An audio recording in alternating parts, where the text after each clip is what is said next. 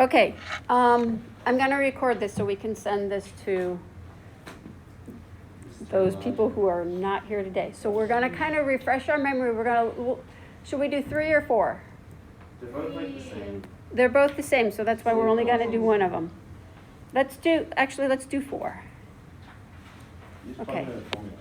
We're just plugging into the formula. So it says find the standard score for a student who gets a 115. So that's our observation minus our mean, which we were told was 100, all over standard deviation. And that's going to give us our z-score. So if you do the math there, we get that the z-score is 2.5. The z-score or the standard score. I did 3. Sorry, yeah, no, we're on number 4. We skipped number 3. Okay, remember what the z-score, the standard score, tells us. That is telling us that is a value that is 2.5 standard deviations above the mean. If it's a positive z-score, it's above the mean. If it's negative, it's below the mean. Okay, so 2.5 standard deviations above the mean. So that one's way pretty high compared to everything else, right? Okay, so from there, let's talk about how we can use the table. It's not asking for this, but let's go ahead and actually kind of refresh our memory about this. Remember, this table is cumulative from left to right. So if we look, positive 2.5 is going to be over there on the right-hand side, and you're looking for the z-score of 2.5, and then you have to slide over to 0. Underneath where it's 0, and you find that the value there is 0.9938. So what that tells us is that 98.38% of the values in this set of data would be at 115 or less. So for number 3, if the z-score is negative 1.67, Yep. you go over, and then it would be You got a 1.6 and you got 1.7. 0.0475, so 0.4%. So 4.75% would be the answer for that. Correct. Okay, so those are values. The way we've used this z-score table so far, we're looking at just a value, like finding a z-score and then finding that percentage. That means that it's from that point and lower. Okay, so we're going to look at some other examples of how we use this though. Okay. All right, if you notice on the next example, number 5, it's giving us the z-score, and we have to figure out what the actual score is, or in other words, the observation, right? So we're kind of working in the reverse. So we're plugging in negative 1.35 on the left equals x minus 100 all over 6. And then we've got to do a little bit of algebra to actually just solve for x. So multiply 6 times negative 1.35, add 100, and so we get that x is 91.9.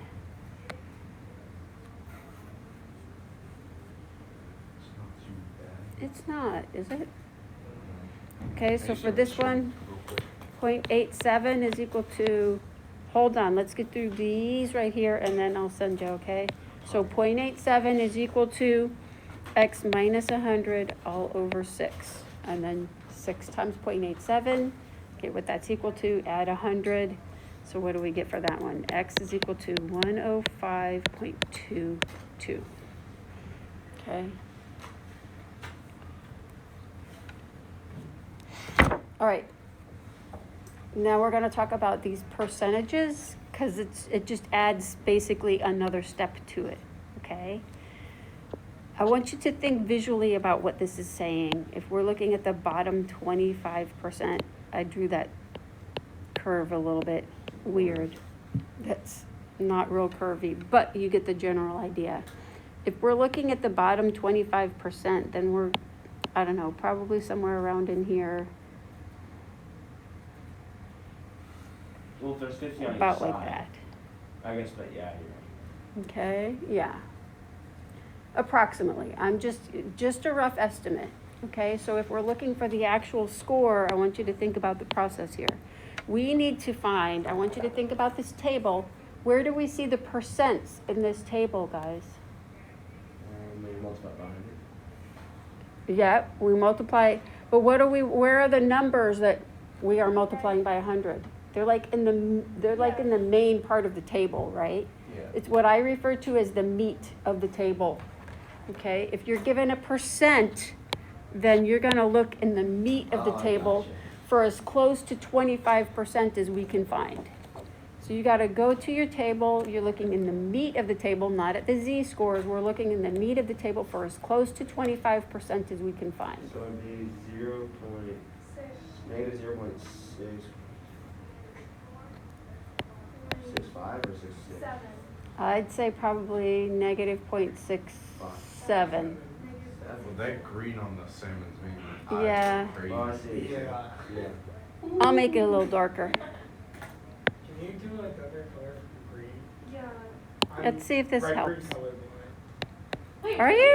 Yeah. So you can't see that at all? Well, I can. It's not fun. Okay. Thank you. Thank you for letting me know that too.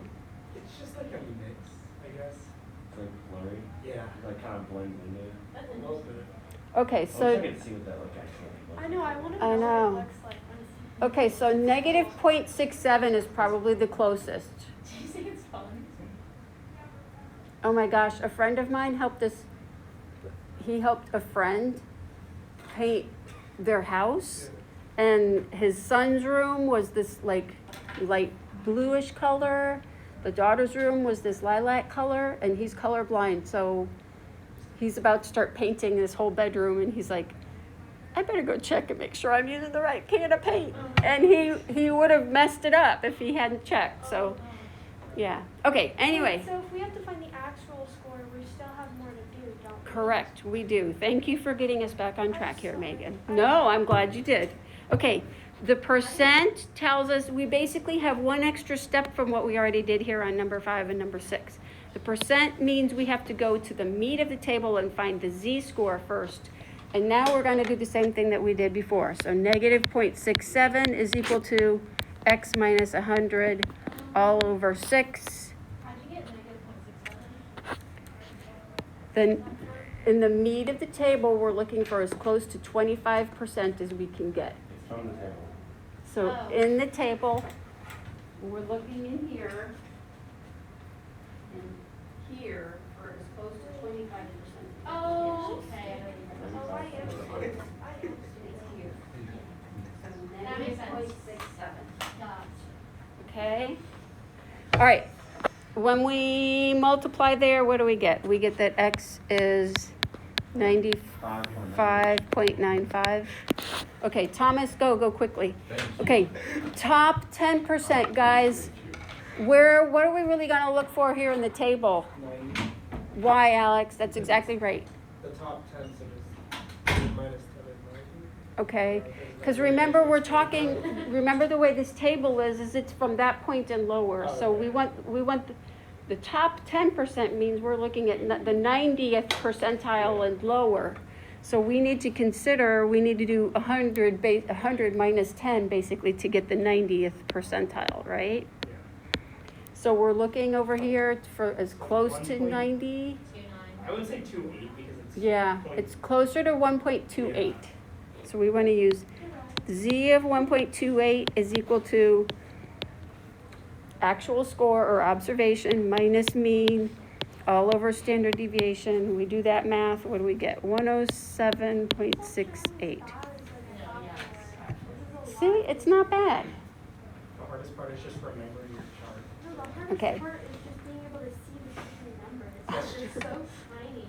I'm worried Okay, about if cross. I will try to look for another, I have a chart that's I got a bigger numbers if you think you want that. Yeah. Okay. Trying to decide on the order in which we should do this. I think we're going to do this next, and then we will go on to that next page. So you all have a blank page for some other stuff, Oh, yeah. but we'll get to that. We're going to do this first. Okay? All right. So I'm trying to expose you to kind of different verbiage that you're going to see and different ways that the same questions might be asked. In some instances, they ask for percents, and other times they might ask for a proportion or the area under the curve, that type of thing. So I just want you to kind of be familiar with some of the notation, okay? All right, I want you to think about what this is asking us to do. If you notice, it's saying, shade and find the area with the following conditions. Less than z is equal to 1.23. So if we put our little standard deviations in here, I want you to think about the fact that 1.23 means we're a little bit higher than one standard deviation above the mean. So that means we're at that point, and we want to shade everything that's from that point and lower, and that's the area that we're trying to find, or the percent, or the proportion, whatever way you want to word it, okay? So that means we're going straight to the table, and we go to 1.23, and we get this 0.8907 if you look at that table. Does everyone see that? Okay. All right, I need you to think. 89%. Yep, so we could convert that and write that as 89.07% if we wanted to. But is it, Right above. Yeah, so because that one tick and the rest be 84, isn't it? Yeah. Oh, when- Correct. Yeah. Yeah, Yeah. that would be about 84. but it's almost 90, and isn't that one 13 point? Be 95. It's roughly. Right. Remember, empirical rule is, it's an estimate, it's not exact. It's very close, but it's a rough estimate. Okay, on this next one, I need you to notice it's saying greater than. So think about that. We're at negative 0.73. So visually, that's saying we're going about 3/4 of the way between the mean and that first tick mark, and I can't do that close of a job. And then it's everything greater than this. So how can we figure out what that is mathematically? Because if we go to negative 0.73 on our table, that's at that point and lower. So how do we get that point and higher? It was like Subtract it. 100, so you could do 100. 109. We just subtract, don't we? Good. Okay, so at negative 0.73, we're at 0.2327. So we just want to do the subtraction. So here's the deal. You can, if you want to think of it as this, the decimal, you want to subtract from 1. So 1 minus 0.2327. If you want to think of that as 100%, then you got to change that to 23.27%. Do you know what I mean? Hopefully. So if you're writing it as that 0.7673, that's fine, or 76.73%. Okay? So guys, think context here for a minute. Anytime you see something about, if we're measuring the length of leaves and we're looking for the ones that are longer than whatever value, or greater than, or higher than, larger than, anything that kind of implies that we're going from a particular point and up, then we're going to have to do this process of subtracting from 1 or 100, okay? If it's just the number itself, it's just that thing. But if it's greater than, larger than, longer than, then we've got to subtract from that 1, okay? All right, between, this is going to be similar. We've got to find our negative 0.35. Let me draw this first. So let's shade. So about right there, and we're going up to almost 2. So this is what we're shading. That's what we're looking for. And negative 0.35, what's that value? 0.3632. And 1.89 is 0.9706. We're going to subtract those. If it's between, you're going to subtract the 2. But if it goes to 97%, shouldn't it be farther over? Or am I doing this wrong?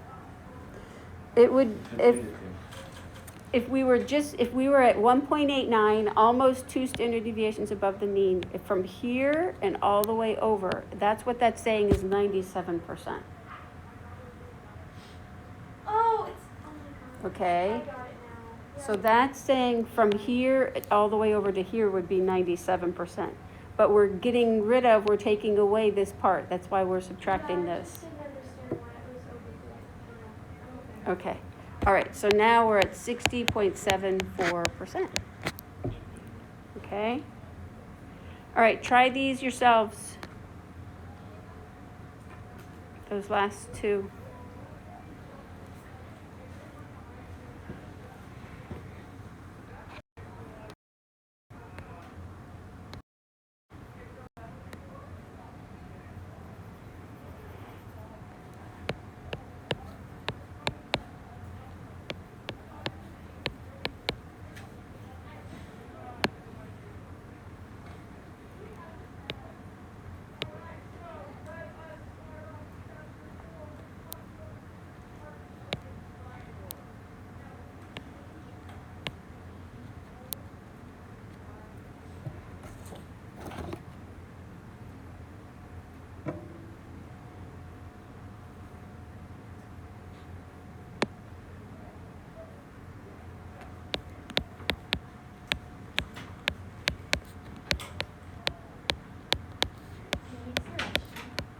Mm-hmm.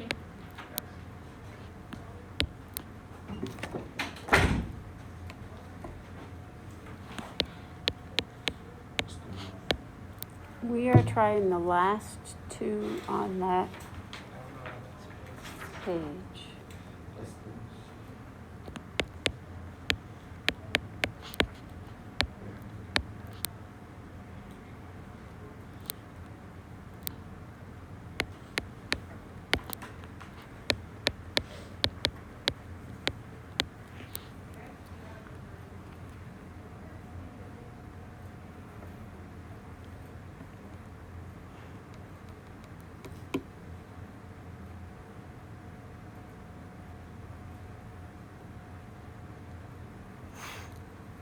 I forgot to mention this to my last class.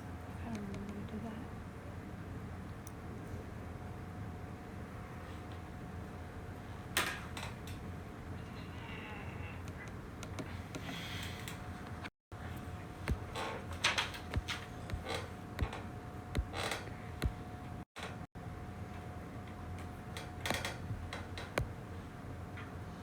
Okay, check your answers there on those last two that you did.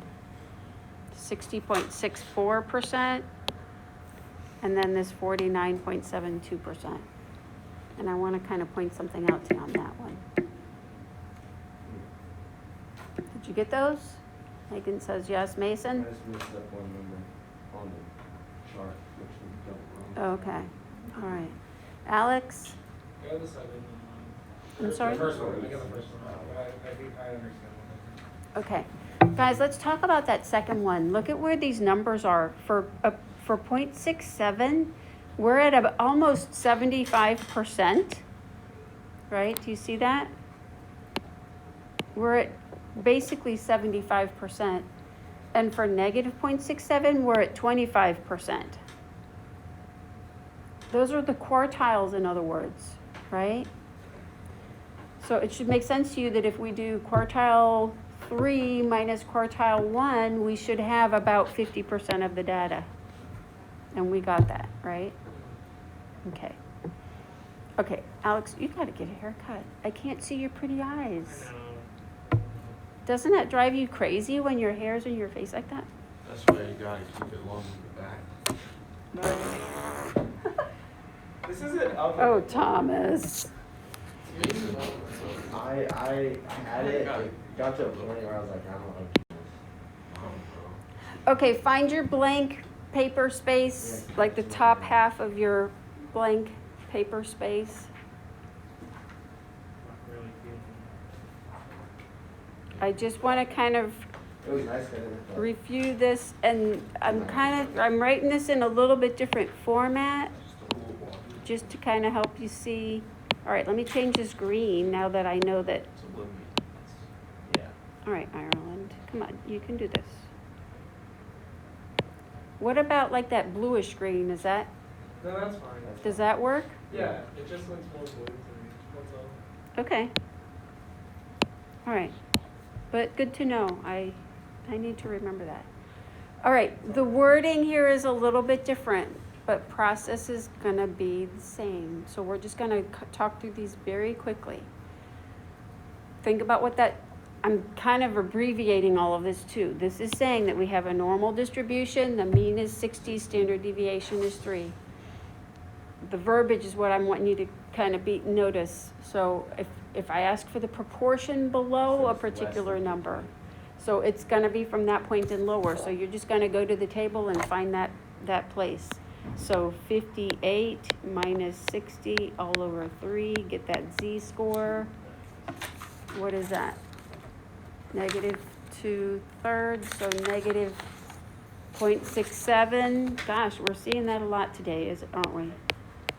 Negative 0.67, so 25.14%. Okay, what about the above 64?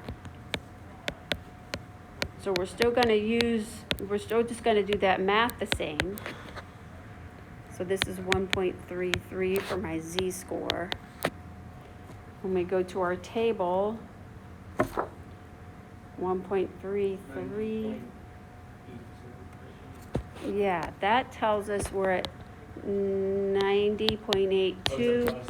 So it's above, so I want to do 100 minus, so it's going to be 9.18%.